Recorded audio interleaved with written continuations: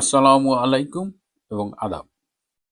যে কথা বলছিলাম যে গতকাল দুপুরে একটি মিটিং হয়েছে সংবাদপত্র মালিক পরিষদের প্রতিনিধিদের সাথে। সেখানে ছিলেন সভাপতি মানব জমিনের সম্পাদক মতিউর রহমান চৌধুরী, আরও ছিলেন মাহফুজ আনাম, মতিউর রহমান প্রথম আলোর, বণিক বার্তার ছিলেন, দৈনিক করতোয়ার ছিলেন, দৈনিক পূর্বকোণের ছিলেন, আবার সমকালের যে প্রচারকারী প্রতিষ্ঠান তার ব্যবস্থাপনা পরিচালক মিস্টার আজাদ ছিলেন। তো খুবই গুরুত্বপূর্ণ একটা মিটিং হয়েছে এবং যে কোনো সরকার প্রধানের মতো তারেক রহমান বলেছেন যে তার সরকারও সংবাদপত্রের স্বাধীনতার ব্যাপারে সিরিয়াস। গতানুগতিক কথাবার্তা হয়েছে সেটি নিয়ে, কিন্তু একটি ছোট্ট বিষয় নিয়ে একটু শুরু করি। সেখানে মাহফুজ আনাম যখন বক্তৃতা দিচ্ছিলেন তিনি বলছিলেন যে বর্তমান সরকার আহ, গণমাধ্যম বান্ধব সরকার এবং বর্তমান সরকারের অনেক প্রশংসা করছিলেন। তিনি যখন প্রশংসা করছিলেন তখন সেখানে উপস্থিত সমকালের মালিক মিস্টার আজাদ তিনি হেসে দিয়েছেন এবং তার হাসিটি উপস্থিত সবার মধ্যেই সংক্রমিত হয়েছে এবং সবাই খেয়ালও করেছে। এমনকি প্রধানমন্ত্রী তারেক রহমানও সেটি খেয়াল করেছেন এবং আহ, তখন তাকে জিজ্ঞেস করা হয়েছিল কি ব্যাপার, মাহফুজ আনাম সাহেবের বক্তৃতার সময় আপনি হাসলেন কেন? তখন তিনি বলেছেন যে ডক্টর ইউনূস যখন ক্ষমতা নিয়েছিল তখনও তিনি এই একই কথা বলেছিলেন। ভীষণ গুরুত্বপূর্ণ একটা কমেন্টস বা অবজারভেশন যাই বলেন, যে ডক্টর ইউনূস ক্ষমতা নিল, এই তেলের ডিব্বা নিয়ে হাজির হলেন এই মাহফুজ আনাম। তারেক রহমান ক্ষমতা নিয়েছে, তেলের ডিব্বা নিয়ে হাজির হলেন মাহফুজ আনাম। 111-এর একটা পরিবর্তিত সরকার দেখেছিলাম আমরা, সেই নিয়াজউদ্দিন ফখরুদ্দিন মঈনুদ্দিনের সরকার, সেখানেও এই তেলের ডিব্বা নিয়ে হাজির ছিলেন এই মাহফুজ আনাম।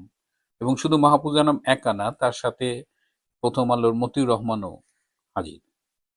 এই বিষয়টা নিয়ে আমার মনে চিন্তা হয়েছে যে আসলে এই ভদ্রলোকেরা যারা সংবাদপত্রের মালিক, সংবাদপত্রের এই বিশেষ করে গুরুত্বপূর্ণ সংবাদপত্রগুলো নিয়ন্ত্রণ করেন, তাদের অবস্থানটা আসলে কি? এই ডক্টর ইউনূসের এত প্রশংসা করলেন, ডক্টর ইউনূস যখন পদত্যাগের একটা নাটক সাজালেন তখন এই মাহফুজ আনাম কলাম লিখলেন যে প্লিজ ডোন্ট রিজাইন। আবার এই ইউনূস রেজিমেই যখন প্রথম আলো এবং ডেইলি স্টার পুড়িয়ে দেওয়া হলো তখন আবার তাদের সুর কিন্তু বদলে গেল এবং তখন তারা গিয়ে তখন থেকে খেয়াল করছে তারা বিএনপির ছাতার নিচে আশ্রয় খুঁজছেন এবং তারা গতকাল যে মিটিং হলো সেখানে মাহফুজ আনামের কথাবার্তা সেই আগের স্টাইলে। তো এই যে বারবার রূপ বদল, এর মধ্য দিয়ে তারা আসলে কি চান? বাংলাদেশের সংবাদপত্রের মান কি আগের চাইতে ভালো হচ্ছে, না গত 2 বছরে, 2.25 বছরে খারাপ হয়েছে?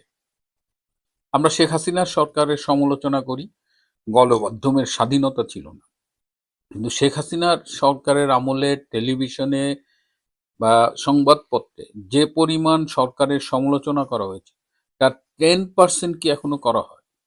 ডক্টর ইউনূসের আমলে তো একদম 0%, মানে সরকারের সমালোচনা করাই যেত না।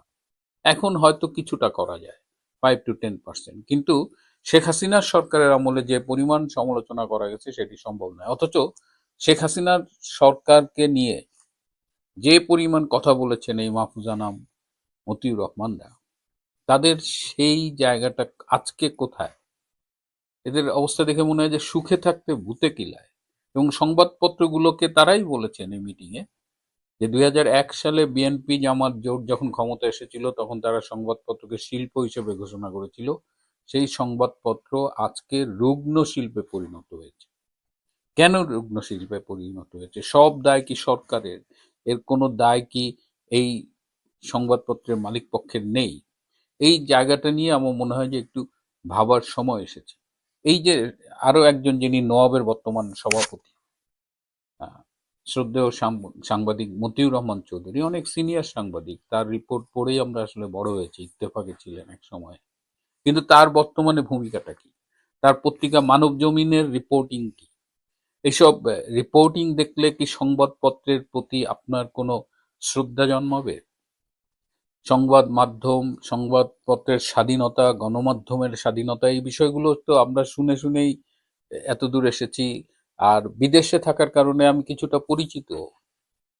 কিন্তু এই মতিউর রহমান চৌধুরীর পত্রিকা মানব জমিনের যে তার স্ট্যান্ডটা কি, এই যে 2 দিন পর পর শেখ হাসিনাকে নিয়ে যে বিভ্রান্তিকর মিথ্যে সংবাদ ছাপায়, এটা কি সংবাদপত্রের স্বাধীনতা? একবার শেখ হাসিনাকে কাতার পাঠান, আরেকবার বলেন এই যে ভারত ফিরায় দিচ্ছে, আবার বলেন যে মানে একের পর এক মিথ্যা বিভ্রান্তি ছড়াচ্ছে। তো আমি যখন দেখছি যে একটা মানুষ কন্টিনিউয়াসলি মিথ্যে কথা বলছে, এইটা কি সংবাদপত্রের স্বাধীনতা? আমার মনে হয় যে এই বিষয়টা নিয়ে এখন আলোচনা হওয়া উচিত। যে যে গত 2-3 দশক ধরে সংবাদপত্রের উপরে জগদ্দল পাথরের মতো চেপে বসেছে এই মতিউর রহমান চৌধুরী, এই মাহফুজ আনাম, এদের ভূমিকা নিয়ে প্রশ্ন তোলা উচিত। আমার মনে হয় যে সংবাদপত্রের মুক্তির লক্ষ্যে প্রথম করণীয় উচিত যে এই মানুষগুলোকে আসলে এই সংবাদপত্রের যে শ্রদ্ধার আসনে আমরা বসিয়েছি, নেতৃত্বের জায়গায়, সেখান থেকে সরিয়ে আনা। কারণ এরা বারবার প্রমাণ করেছে যে এরা সুবিধাবাদী, রং বদলকারী, এবং বাংলাদেশে গণতন্ত্র বিপন্ন করার যে প্রক্রিয়া, বিরাজনীতিকরণ করার যে প্রক্রিয়া, তার সাথে এই মানুষগুলো জড়িত।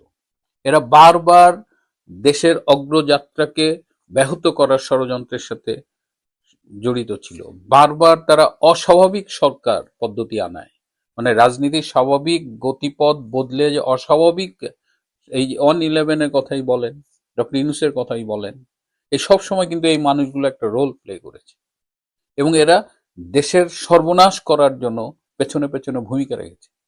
তো এরা এই যে অন্যায় করছে, দেশের গণতন্ত্রকে ব্যাহত করছে, এর জন্য এদের শাস্তি প্রাপ্য কিনা, এই বিষয় নিয়ে একটু কথা বলা দরকার। We need to speak up. আরো আরো মতিউর রহমান চৌধুরী জানিয়েছেন যে 3 মাস পর পর তারা প্রধানমন্ত্রীর সাথে বসবে, এটি নিয়েও কিন্তু সমালোচনা শুরু হয়েছে। যে 3 মাস পর পর যদি প্রধানমন্ত্রীর সাথে বসেন, সেটা কি গণমাধ্যমের স্বাধীনতার জন্য ভালো হবে, নাকি সরকারের সাথে আপনি এক ধরনের অলিখিত চুক্তিতে চলে যাবেন? সরকারের কাছে কি আপনি দাসত্ব লিখে